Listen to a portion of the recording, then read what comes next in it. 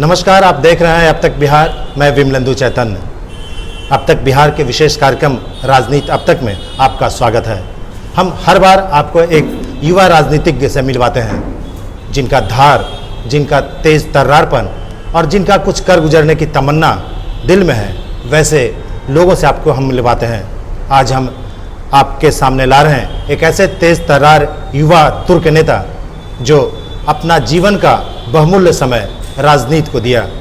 वैसे ये स्वभाव से ही सामाजिक थे।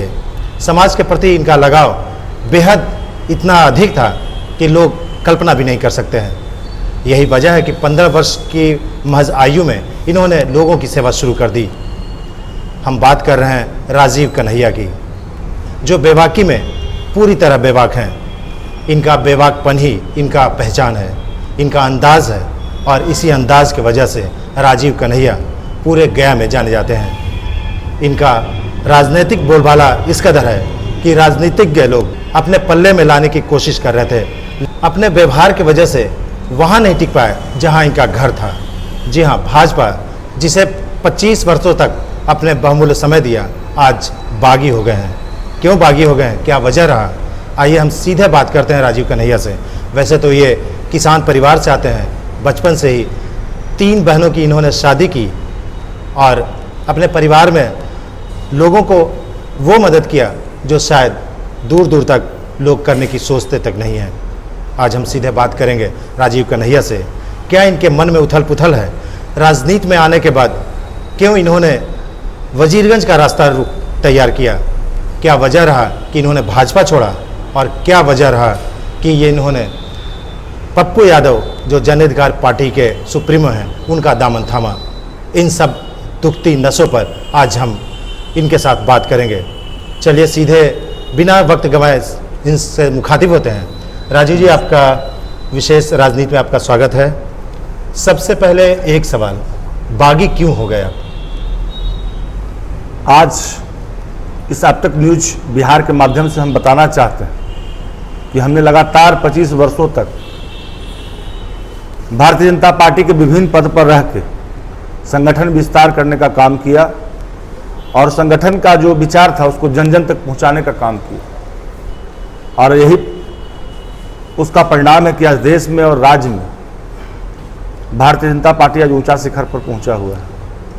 परंतु जिस तरह से बिहार में संगठन के वैसे कार्यकर्ताओं को उपेक्षा करने का काम किया जो कई वर्षों से समर्पण की भावना से दल में लगे हुए थे, और जो बिहार के नेता थे, जो मुखिया थे भाजपा के डिप्टी सीएम सुशील मोदी, हमने पहले भी कहा था कि अगर व्यक्तिवादी विचार अगर संगठन में आता है तो संगठन का जो विचार है वो विलुप्त होते चला जाता है। और सबसे बड़ा कारण बिहार भाजपा में ही रहा कि जो व्यक्तिवादी विचार सुशील मोदी का जब से प्रभावी हुआ बिहार में, तब से हमारे जैसे जो समर्पित कार्यकर्ता हैं उनका संगठन में घोर उपेक्षा हुई। और यही कारण है कि हमने भाजपा को तिलांजलि दिया। चूंकि जहां कार्यकर्ताओं का मान सम्मान न रहे, जो लगातार पार्टी के लिए काम करते रहे, विभिन्न पदों पर रहकर जिला के 2 बार मंत्री रहे, युवा मोर्चा के नगर के अध्यक्ष रहे, तमाम विधानसभा के प्रभारी के रूप में हमने जहानाबाद में मखदुमपुर विधानसभा का हम प्रभारी रहे, और किसान मोर्चा के क्षेत्रीय प्रभारी के रूप में हमने गया, नवादा, औरंगाबाद 4 जिलों में जाके हम पार्टी का जो क्षेत्रीय किसान मोर्चा का जो विचार था आम लोगों तक पहुंचाने का काम किया। परंतु जिस तरह से पार्टी के नेताओं के द्वारा उपेक्षित करने का काम किया, हमारे लिए ही नहीं, तमाम ऐसे कार्यकर्ताओं के लिए चुनौती होगी जिन्होंने निष्ठापूर्वक से पार्टी को अपना समय देने का काम किया है। राजीव जी, एक सवाल सीधा सीधा ये उभरता है कि भाजपा के इतने समर्पित और कद्दावर आप इस इलाके के नेता रहे। जब भाजपा के ऐसे नेता दामन छोड़ दे भाजपा का, तो आने वाला भविष्य भाजपा का क्या होगा? मैं बताना चाहता हूं कि आप वजीरगंज विधानसभा में बैठे, जो ही वर्तमान के सरकार के हमारे नेता हैं सुशील मोदी हैं, या गठबंधन में नीतीश कुमार जो अभी वर्तमान बिहार के मुख्यमंत्री हैं, उन्होंने वजीरगंज विधानसभा के धरती पर लोगों का विश्वास क्यों जीता था? गठबंधन की सरकार जब बिहार में बन रही थी तो उन्होंने वजीरगंज विधानसभा के तमाम लोगों से वादा किया था कि हम वजीरगंज को अनुमंडल बनाएंगे। उन्होंने वादा किया था कि हम मानपुर में एक ऐसे अंतर्राष्ट्रीय स्टेडियम का निर्माण कराएंगे जिससे मानपुर ही नहीं, गया जिला के तमाम युवा उस स्टेडियम के माध्यम से अपने आप को आगे ले जाने का काम करेंगे। वही नीतीश कुमार थे जो कुर्किहार में शपथ लेने के बाद, जब कुर्किहार में मैं उस कार्यक्रम में उपस्थित था जिस समय नीतीश कुमार का कुर्किहार में हमने स्वागत किया था, उन्होंने क्या कहा था कि कुर्किहार पुराने जमाने में प्रधान हस्तकला केंद्र रहा करता था और नीतीश कुमार जब मुखिया बने तो उन्होंने कुर्किहार की धरती पर जाकर कहा कि निश्चित रूप से हम कुर्किहार को विकसित करने का काम करेंगे। वर्तमान की सरकार ने क्या कहा था? मानपुर एक मैनचेस्टर है, उद्योग नगरी, बहुत बड़ा उद्योग नगरी है। आज मानपुर का मैनचेस्टर वही है जहां 15 साल पहले था। हम बताना चाहेंगे आपके माध्यम से कि आप चले जाएं वजीरगंज के उन गांवों में, आप चले जाएं करजरा पंचायत के बेलगो में, आप चले जाएं कैया में, ऐसे ऐसे विभिन्न गांव, हम लगभग 200 गांव का हमने दौरा किया है। हम आपके माध्यम से बताना चाहते हैं कि जो नीतीश कुमार का सुशासन है पूरी तरह से गांव में खोखला साबित हो रहा है। नल जल योजना की तरफ चल जाइए, 7 निश्चय की तरफ चले जाइए, तो मानो ऐसा लगता है कि योजना के नाम पर केवल भ्रष्टाचार है, विकास नहीं है। योजना नहीं वहां क्रियान्वयन न होके, वहां पूरी तरह से भ्रष्टाचार, ब्यूरोक्रेट वहां हावी होके, और जो पैसा आम जनता का पैसा था उसको नेता, वहां के जनप्रतिनिधि और पदाधिकारी दोनों ने मिलकर उसको डकारने का काम किया। मैं आपके माध्यम से बताना चाहता हूं कि जब नीतीश कुमार और सुशील मोदी ने संकल्प लिया था कि हम बिहार में सुशासन लाएंगे, लॉ एंड ऑर्डर मेरा मजबूत होगा, तो कैसे, हम बताना चाहते हैं कुछ दिन पूर्व भाजपा का कार्यकर्ता था सकरदास नवादा में 9 बजे दिन में उस कार्यकर्ता की हत्या होती है। किसका सुशासन, कैसा सुशासन?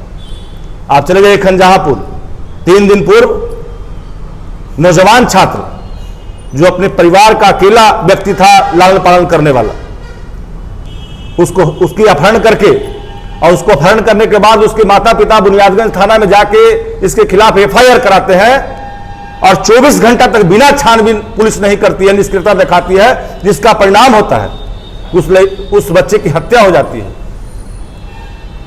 तो पूरी तरह से विकास और बिहार का लॉ एंड ऑर्डर पूरी तरह से समाप्त हो चुका है।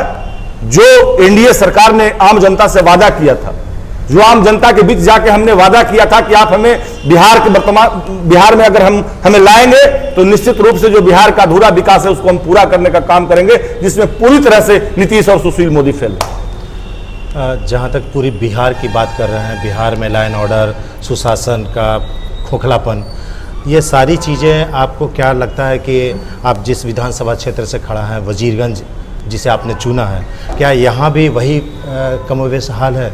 बिल्कुल, मैं बताना चाहता हूँ, आप चले जाइए अभी भुजंडा मोड़ से, आप अपने परिवार को अगर पैदल लेके आप मुफस्सिल मोड़ तक जाना चाहेंगे तो हमें नहीं लगता इस लायक आप होंगे कि आप कहीं 2 से 4 घंटा समय अपना गुजार सके। इतना कीचड़ और पानी का बहाव यहाँ पर। क्या 15 सालों में मूलभूत सुविधा भी नीतीश और सुशील मोदी पूरा नहीं कर पाए बिहार में? आप चले जाइए गाँव में ट्रांसफार्मर नहीं है। हमने सूची बनाया, 30 गाँव का हमने सूची बनाया है कि जहां ट्रांसफार्मर के बिना कृषि पटवन नहीं हो रहा है, उनके घरों में बिजली नहीं जल रहा है। हम कैसे कहते हैं कि हमने बिहार में सुशासन स्थापित किया है जहां की मूलभूत सुविधा जो है, मूलभूत सुविधा से लोग वंचित हैं। वजीरगंज में क्या होगा, आपका समीकरण क्या होगा, कैसे जीत का समीकरण तय करेंगे? मैं बताना चाहता हूं आपके माध्यम से कि वजीरगंज की धरती पर इस विधानसभा चुनाव में एक कार्यकर्ता चुनाव लड़ रहा है, नेता चुनाव नहीं लड़ रहा है, एक वर्कर चुनाव लड़ रहा है। हमें पूरा विश्वास है कि जिस तरह से मानपुर के हर सवाल पर, वजीरगंज विधानसभा के हर सवाल पर, मैं आपके माध्यम से बताना चाहता हूं कि वजीरगंज को अनुमंडल बनाने के लिए हमने वजीरगंज के 1900 पंचायत का दौरा करके हमने वजीरगंज में एक विशाल महाधरना दिया और उस धरना के माध्यम से हमने महामहिम राज्यपाल बिहार को ज्ञापन सौंपा। उस लड़ाई को वहां के नेताओं ने कमजोर करने का काम किया, जो नहीं चाहते हैं कि बजरंग का अनुमंडल बने। तो लगातार आप मानपुर के सवाल पर चले जाइए, कुंदन साहब के नौरंगा निवासी जो मानपुर प्रखंड के अंतर्गत आता उसकी अपहरण हुई, हमने उसके लिए संघर्ष किया। तमाम मुद्दों पर जो भी हमारा आम जनहित का मामला था उसको लेकर लगातार हमने संघर्ष करने का काम किया, और हमें आशा नहीं, पूर्ण विश्वास है। अंजना हत्याकांड, पटवा टोली ले लीजिए, एक वर्तमान के जो हमारे नेता आदरणीय पप्पू यादव जन अधिकार पार्टी के सुप्रीमो है, और दूसरा राजीव कुमार कन्हैया था। तमाम प्रेस मीडिया के बंधु भी इस बात को जानते हैं, और मानपुर के धरती पर तमाम लोग इस बात को जानते हैं कि अकेला राजीव कुमार कन्हैया था जो अंजना हत्याकांड को लेकर इस आवाज को बुलंद करने का काम किया। तो तमाम मुद्दे हैं, और निश्चित रूप से हमें भरोसा और विश्वास है कि आने वाला विधानसभा चुनाव में वजीरगंज विधानसभा का के एक वर्कर के रूप में, एक कार्यकर्ता के रूप में निश्चित रूप से वजीरगंज विधानसभा के सम्मानित जनता चयन करने का काम करेगी। मान लीजिए कन्हैया जी, आप चुनाव जीत जाते हैं, जैसा आप जुझारूपन आपके अंदर है, जो व्यवहार में है, वो आपको काम आ गया, आप जीत गए, तो क्या लगता है कि इन 15 वर्षों में जो काम इस विधानसभा को नहीं मिला, कई भाजपा का गढ़ भी रहा है, ये लगातार जीत हुई है इस इलाके में, भाजपा के भी विधायक रहे हैं, शायद सीटिंग अभी भाजपा की ही है, तो क्या लगता है कि सबसे पहला काम आपका कौन सा होगा जिसको आप टारगेट करेंगे और सीधे आइकॉन के तरह उस वर्क को पूरा करेंगे? हमने कह दिया है कि वजीरगंज विधानसभा की जो हमारा संकल्प होगा, जनाधिकार पार्टी के जो संकल्प पत्र हमने जारी किया है, अभी चुनाव में समय है मित्रों, लेकिन जिस लक्ष्य से हम वजीरगंज विधानसभा में काम कर रहे हैं, हमने कह दिया है कि हमारी प्राथमिकता रहेगी वजीरगंज को मंडल बनाना। हमारी प्राथमिकता रहेगी कि जो वर्तमान के सरकार ने जो मानपुर में अंतर्राष्ट्रीय स्टेडियम का निर्माण किया है, उस स्टेडियम का निर्माण हमारा प्राथमिकता रहेगा। हमारा प्राथमिकता रहेगा कुर्किहार का विकास, हमारा प्राथमिकता रहेगा मानपुर जो मैनचेस्टर के रूप में पूरे बिहार में जाना जाता है, उस मैनचेस्टर को सजाना और संवारना। हमारा प्राथमिकता रहेगा कि जो हमारा गांव, जहां अंतिम पायदान के लोग मूलभूत सुविधा से वंचित हैं, जहां बिजली नहीं है, जहां सड़क नहीं है, जहां नालियां बजबजा रही है, उन तमाम गांवों को हमने सूची तैयार कर रहे हैं। घूमने के क्रम में जिस गांव में हमने दौरा किया है उसकी हमने सूची तैयार की है, और हम संकल्प के साथ जा रहे हैं कि उन गांवों से हम उस विकास को शुरू करेंगे जहां आजादी के बाद आज तक कोई भी सरकार ने उसको करने का काम नहीं किया, कोई भी जनप्रतिनिधि उसको करने का काम नहीं किया। हमारा संकल्प होगा, हमने संकल्प लिया है कि ऐसे गांव को हम विकसित करने का काम करेंगे जो आज तक 21वीं सदी में भी वह गांव पिछड़ा हुआ है। राजीव जी, अभी चुनाव के दिन अभी बाकी हैं, घोषणा भी नहीं हुआ है, पार्टी आपने ज्वाइन कर लिया है, पप्पू यादव की पार्टी ज्वाइन कर ली है, अभी बहुत कुछ क्लियर नहीं हुआ है, और आपने 200 गांव का जैसा कि पता चला कि दौरा भी कर चुके हैं। क्या रुझान मिल रहा है, क्या लोगों का शिकायत मिल रहा है, क्या अनुभव कर रहे हैं, क्या अनुभव है? मैं आपके माध्यम से बताना चाहता हूं कि जो वर्तमान के जनप्रतिनिधि हैं क्षेत्र के, और जो बिहार सरकार है, जो लोगों को विकास से अवरुद्ध करने का काम किए, जो संवादहीनता जनप्रतिनिधि का लोगों के साथ रहा, इससे काफी आक्रोश है लोगों में। लोगों ने कहा था कि वर्तमान के जनप्रतिनिधि ने भरोसा दिलाया था कि निश्चित रूप से आप हमें मतदान करिए, निश्चित रूप से आपके गांव का विकास होगा, लेकिन बिल्कुल कोरा साबित हुआ। उसका परिणाम है कि हमने जो 200 गांव का दौरा किया, सब लोग तैयारी में है कि जो वादा खिलाफी जनप्रतिनिधि ने जो वादा खिलाफी सरकार ने किया, उसका बदला लेने का समय आ गया है। इसलिए तमाम लोग परिवर्तन के मूड में हैं। राजीव कन्हैया के कंधा पर लोग रखेंगे बंदूक इस बार, जनता अपने माध्यम से सरकार के ऊपर, तो क्या लगता है कि सरकार की स्थिति क्या होगी? सरकार बिहार में पूरी तरह से, हमने पूर्व में ही सारे बातों को आपके माध्यम से रखा, सरकार बिहार में पूरी तरह से फेल हो गई है, और तमाम विवरण आपके माध्यम से हमने अभी दिया। तो निश्चित रूप से सरकार के पास कोई मुद्दा नहीं है। सरकार के पास एक ही मुद्दा है अभी, जो आप जान रहे हैं, जो नेशनल चैनल के माध्यम से तमाम नेशनल चैनलों पर चल रहा है, जो हमारा सुशांत सिंह। अब सरकार के पास एक ही मुद्दा है वर्तमान में, सुशांत सिंह। सुशांत सिंह और जिस तरह का सरकार का निष्क्रियता है, ये आने वाला समय में सरकार, जनता उस लोकतंत्र में मालिक है और जनता मन बना चुकी है परिवर्तन के लिए, और निश्चित रूप से बिहार में परिवर्तन होगा, जिसमें वजीरगंज विधानसभा भी होगा। जिस पार्टी से आप आ रहे हैं, जन अधिकार पार्टी, पप्पू यादव की पार्टी है, क्या लगता है कि बिहार में पप्पू यादव सीएम के चेहरे के रूप में सामने? मैं आपके माध्यम से बताना चाहता हूं कि पप्पू यादव ऐसे नेता हैं जिन्होंने बिहार के हर आपदा में, चाहे उत्तर बिहार में बाढ़ का आपदा हो, चाहे कोरोना जैसे महामारी में, बिहार के तमाम नेता घर में डूबके हुए थे। अकेला पप्पू यादव थे बिहार में जिन्होंने तमाम लोगों को छाती लगाने का काम किया और पूरे भारत के कई राज्यों में अपने खर्च से बस भेजकर वहां जो प्रवासी बिहारी जो वहां फंसे हुए थे उनको बिहार लाने का काम किया। मित्रों, मैं बताना चाहता हूं कि वे पप्पू यादव है जो लगातार बिहार के हर संकट से लड़ने के लिए आम जनता के बीच है, गरीबों को सहायता करने का काम आदरणीय पप्पू यादव जी ने किया है। तो निश्चित रूप से बिहार में पप्पू यादव के प्रति लोगों का विश्वास जगा है और सबों ने संकल्प किया है कि जो नेता जनसेवा में है, जो सेवक के रूप में काम कर रहा है, निश्चित रूप से जनता उसकी तरफ देख रही है और आने वाले समय में इसका अच्छा परिणाम होगा। हम बात कर रहे हैं राजीव कन्हैया से। राजीव कन्हैया का दिल 25 वर्षों तक भाजपा में बसा रहा, मन अभी पप्पू यादव के साथ है। ये अंतर्द्वंद अभी है या क्लियर हो चुका है, या भ्रम टूट चुका है? मैं बताना चाहता हूं कि मैं जिसके साथ रहता हूं पूरी निष्ठा से रहता हूं और उसके विचारों और नीतियों के अनुसार चलने का प्रयास करता हूं। तो पप्पू यादव जी के साथ सेवा भाव से हम, जो उनका सेवा भाव बिहार के आम जनता के लिए था, इस नीति के साथ उनसे मैं जुड़ने का काम किया हूं और तमाम युवाओं के हृदय, तमाम बिहार के युवा के हृदय सम्राट आप देखे होंगे, कोई नेता नहीं, अकेले पप्पू यादव ऐसा नेता है जो बिहार में छात्रों, नौजवानों की बात करते हैं, रोजगार की बात करते हैं। तो उस नेता के साथ, उस नीति के साथ हम लोग जुड़ने का काम किए हैं बिहार में। हम बताना चाहते हैं आपके चैनल के माध्यम से कि वर्तमान की सरकार नया रोजगार सृजन में तो नाकाम हुई ही। बिहार में ऐसे पुराने चीनी मिले थे, जितनी भी मिले थी, बिहार में जितना भी उद्योग था, 15 साल में हमें नहीं लगता है, आप भी जानते होंगे इस बात को, तमाम जनता जानती है, तमाम लोग जानते हैं कि 15 साल में एक भी पुराने उद्योग बिहार में नीतीश कुमार 15 सालों में नहीं पूरा कर पाई, जिससे कि हम अपने बिहार के नौजवानों को रोजगार सृजन करें।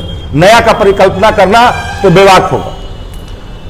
चलते चलते अंत में हम चाहेंगे कि आप कुछ जनता से मुखातिब होकर कुछ कहना चाहेंगे अपनी बात।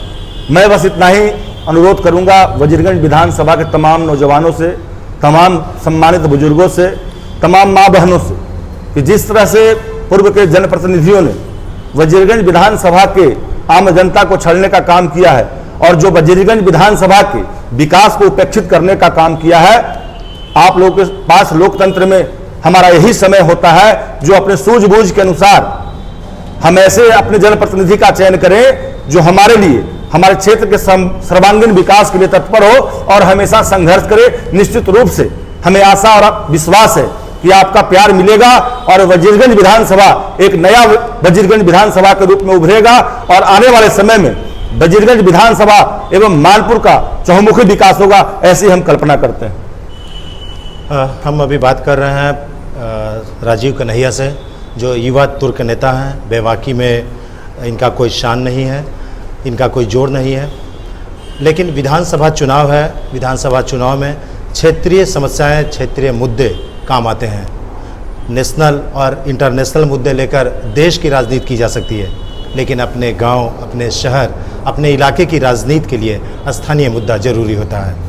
हम समझते हैं कि राजीव कन्हैया बहुत ही मजबूती से अपने 25 वर्षों में जो योगदान दिया है अपने क्षेत्र के लोगों के लिए, वो इन्हें इस बार ज़रूर काम आएगा।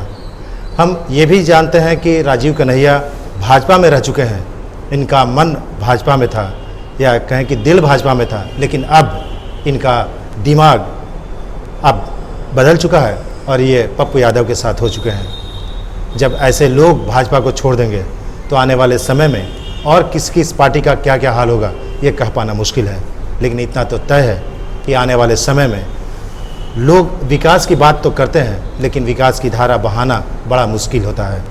पिछले 15 वर्षों में राजीव कन्हैया जैसे नेता अगर भटक गए तो फिर देश का क्या हाल होगा, ये आने वाला वक्त बताएगा। लेकिन हम ऐसे ही युवाओं के साथ मिलते रहेंगे, आपके साथ उनकी बातों को लाते रहेंगे और देश राष्ट्र के साथ साथ राज्य और अपने शहर के आसपास के इलाकों की खबरों को आपके सामने लाएंगे और दिखाएंगे कि आने वाला विधानसभा चुनाव किस ओर करवट लेने वाला है। हम यही विराम लेंगे। राजीव कन्हैया जी को बहुत बहुत धन्यवाद जी, आपको आपने हमारे साथ बेबाकी से बातचीत की। हम विमलेंदु चैतन राजीव कन्हैया जी के साथ विदा लेते हैं। फिर मिलेंगे अगले एपिसोड में एक नए तेज़ तर्रार युवा कर्मठ के साथ जो देश और इलाके को बदल देने की मादा रखते हैं। नमस्कार।